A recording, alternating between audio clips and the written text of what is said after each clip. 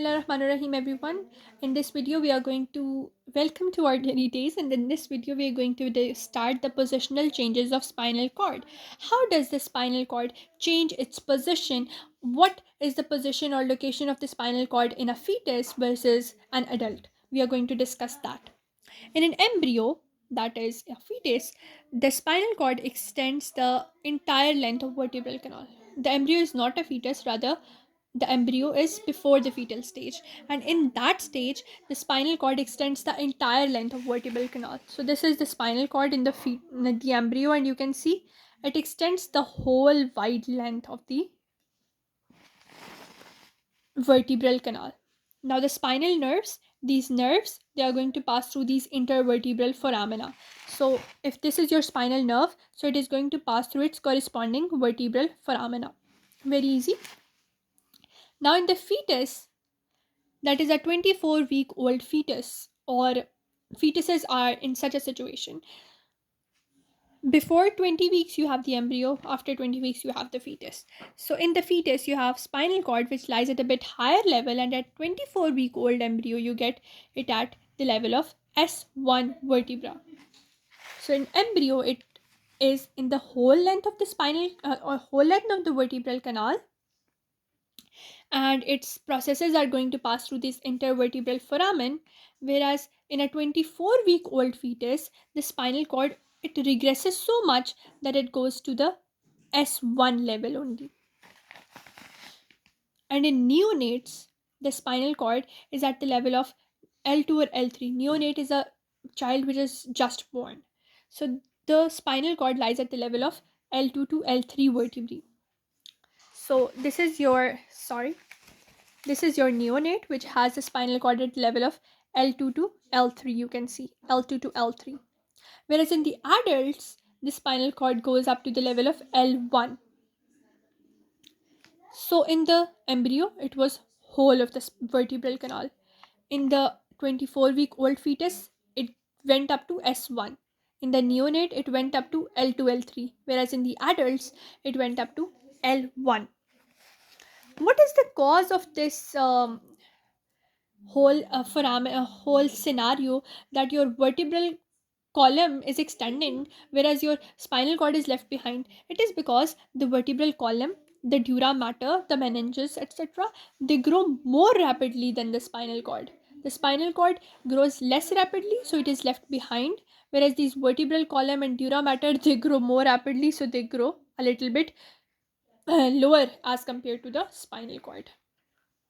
But in adults, the spinal cord, it can be found at the level of T12, a little bit higher, and L3 a little bit lower. So there can be, it's an approximation. The L1 is an approximation. It can be found at T12, it can be found at L3. But in neonates, it's always going to be at the L2 or L3 vertebra level. Now, when we talked about the spinal nerve roots, in the case of an embryo, we talked that they pass through these intervertebral foramina. But in the lumbar or sacral region, they run obliquely. They are going to have this oblique course from the spinal cord to their corresponding intervertebral foramina, so that they can exit out. So this is going to have a oblique type of course in the lumbar and sacral region. Now the inferior roots, the roots that are inferior to your are all the lumbar and sacral regions, they are going to form the medullary cone. This medullary cone is a bundle of spinal nerve roots, which is also known as the cauda equina because it resembles a horse tail. So the inferior roots, they crumple together, they form this organization of the white matter, which is known as this cauda equina or horse tail or medullary cone. Now this cauda equina arises in the lumbosacral enlargement and from the medullary cone.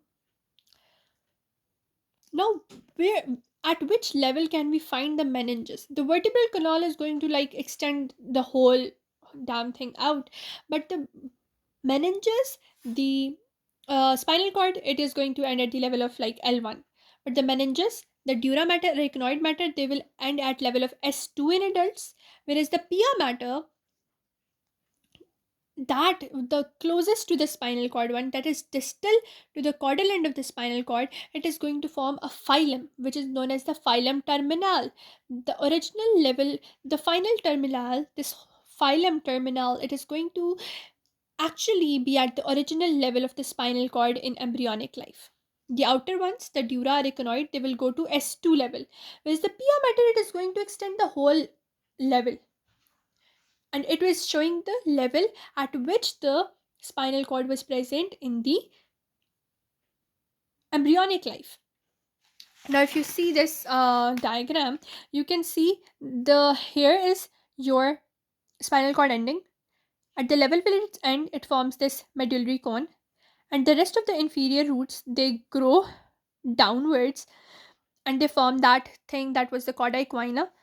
But the pia matter, this pia matter is now going to go down, down, and down, and this is going to form the phylum terminal. And this phylum terminal is going to have a bit of attachments. Let's talk about its attachments. So this phylum terminal, which actually is a extension of the pia mater, which shows the embryonic location of your spinal cord, it its origin is at the medullary cone, that is at the L1 level of your spinal cord, L1 level at which the spinal cord is ending, so that medullary cone, and insertion is at the periosteum of first coccygeal vertebrae. So, origin from the medullary cone, insertion at the C1. You can see the C1. So, the periosteum of C1 vertebra, you are going to have the insertion. Origin medullary cone, insertion at the periosteum of the C1 or first coccygeal vertebrae. So that were the levels of your spinal cord at different ages throughout your life. So with that, we are done with the spinal cord discussion. Next, in the next video, we will begin with the myelination of the nerve fibers. I hope you understood this whole thing. If you cannot understand anything, please let me know in the comments below. If you understood everything, then like, share, and subscribe, because subscribing helps me a lot. Till that, Allah Hafiz.